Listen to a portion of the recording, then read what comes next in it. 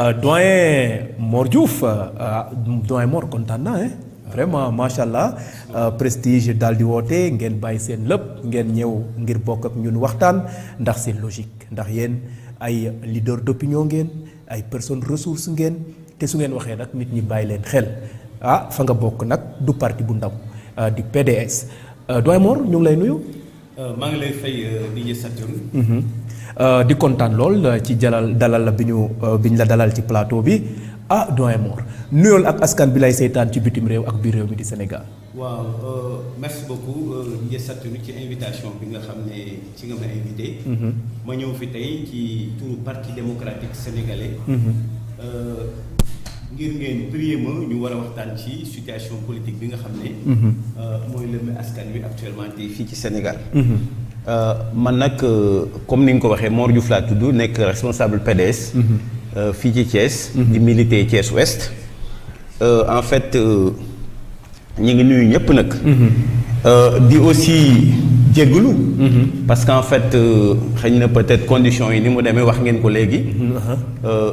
plateau la ñu invité woon mais malheureusement comme ni ñu ko gisee plateau bu am solo xëy na peut-être ce n'est que partie remise parce que maa ngi fi gis sama gars yi waa xalifis ñi ngi fi woon moo dem léegi maa ngi gis waa APR ak Benno Bokk Yaakaar bon xëy na tey naroon na tàng trop mais malheureusement tey li ñëw nii bon donc dañu ciy plié wu rek ànd si ak yéen mooy plateau spécial bi nga xam ne moom ngeen def ci li nga xam ne moo nekk si jamono bi ñu ngi nuyu ñëpp nag di ciital ci nuyoo bi particulièrement ki nga xam ne mooy suñu mentor muy maître Abdoulaye Wade di ko nuyu di ko ñaanal suñu borom yokk fanam di nuyu également suñu candidat Karim Meïssa Wade ñu ngi koy nuyu bu baax moom itam di yaakaar ne yàggatul dara yaakaar naa sénégalais yi namm nañ ko dinañ ko gis ba pare te yàggatul incha allah bon di nuyu aussi ñi nga xam ne mooy suñu militants yi nga xam ne ñoom lañ bokkal fii ci dëkk bi liggéey ak ñoom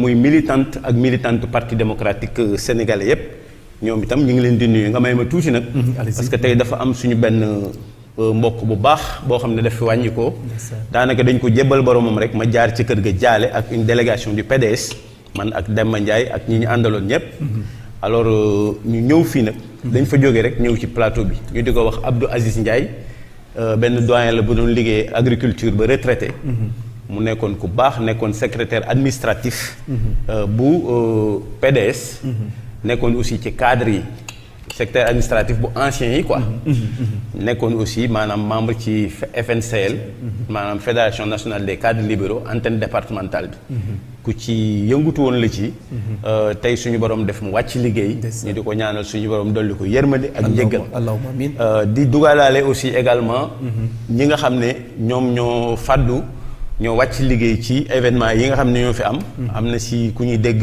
Bignona ñu koy wax Cheikh Ibrahim Koli ak beneen Cheikh Diop defe naa ku sant Diop ku dëkk Yëmbal kon ñoom itam ñu ngi leen di dëxañ ci biir njaal mi di ñaan suñu borom dolli leen yërmande ak njëggal te vraiment lu mel nii ñu bañ ko gisati lu mel ni ñu bañ ko gisati yow nag nga bokk ci PDS seen parti defe naa ne de wax nañ ci seen gis-gis ci li xew waaw wax nañ ci c'est-à-dire que ñu bëri nag dégguñu ci nag ci commencement bi mais xam nga bi mbir mi amee d'abord problème de mœurs la donc comme problème de mœurs la ñun dañ ci maanaam maandu woon léegi nag lii ko taxoon ñu maandu ci aussi ñoom ils ont fait cavalier seul parce que dugaluñu woon kenn ci xeex bi dans un premier temps PDS nag étant quand même des militants disciplinés dañ doon toog di xaar mais n'empêche am na ñoo xam ne ils avaient pris leur initiative personnelle xëy na relation bu ñu am la ak Ousmane Sonko ñu jël sol seen dàll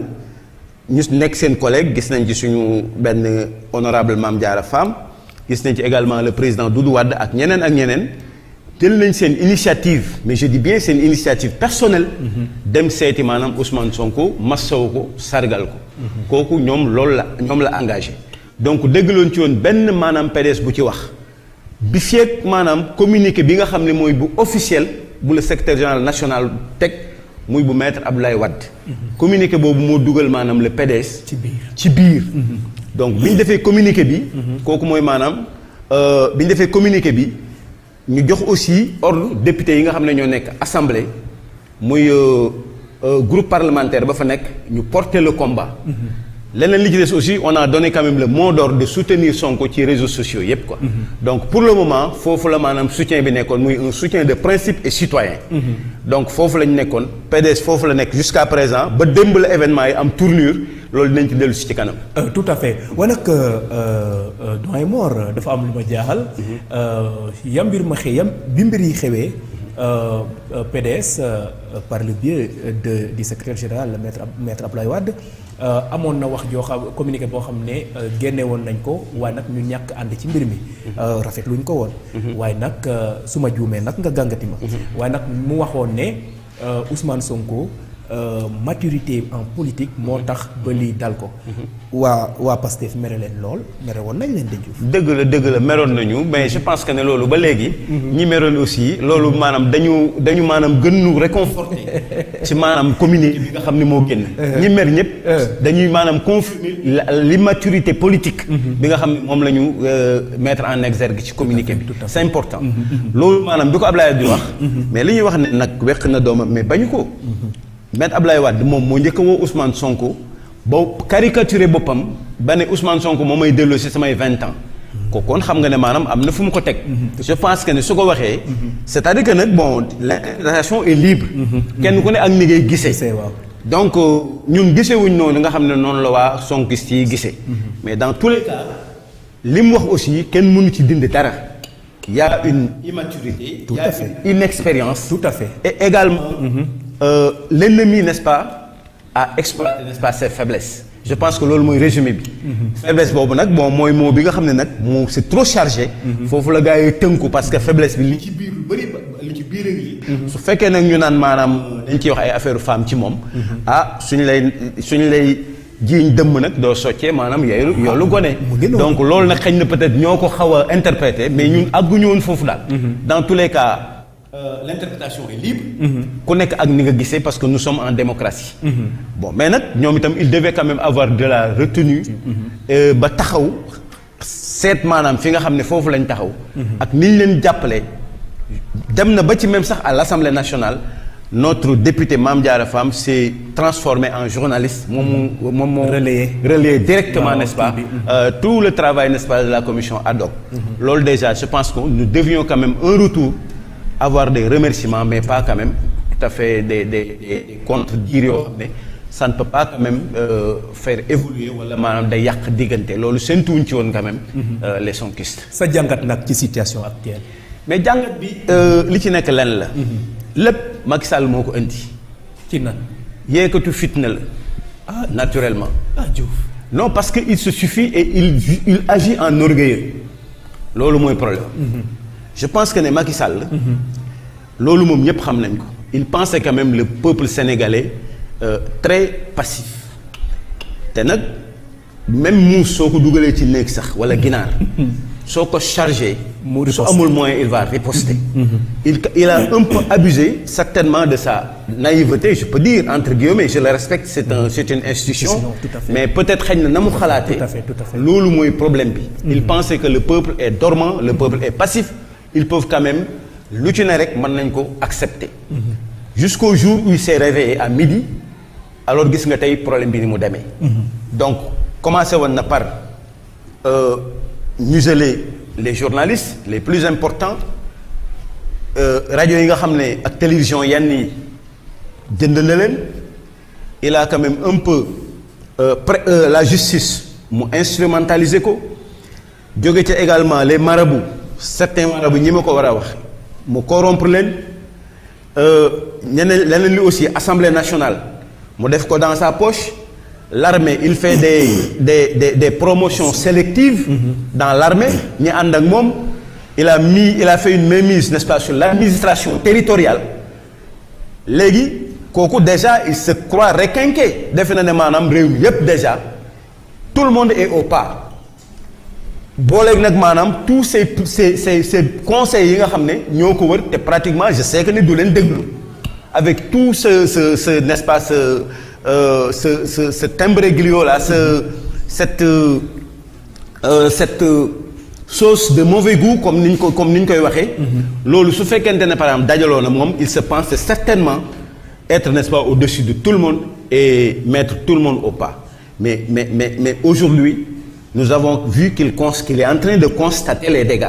Le peuple s'est réveillé. Non pas pour, n'est-ce pas, la seule cause, n'est-ce pas, de Sonko et Adji Raby Sarr, qui est tristement célèbre, mais le peuple s'est réveillé pour défendre, n'est-ce pas, la démocratie. C'est tout ce que, n'est-ce pas, le PDS attendait, à mon avis. Parce que xeex bi léegi nekkatul maanaam xeexu Sonko ak Macky Sall déedéet. Mais pour toute chose, il faut quand même qu'il y ait un départ. Parce que bala ngaa taal sax il faut nga kos almet nga def ci. Sonko certes c'est le précurseur. On ne peut pas quand même kenn mënu ko bañal. Mais dans tous les cas. léegi dafa ëpp ay loxoom parce que léegi nekkatul par exemple xeexu Sonko mais c'est une bataille citoyenne.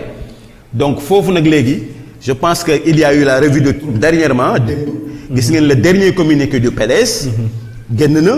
Ensuite le front de résistance nationale s'est réveillé, ils se sont réunis hier, n'est-ce pas, à la permanence de Pape Diop Bokk Gis Gis.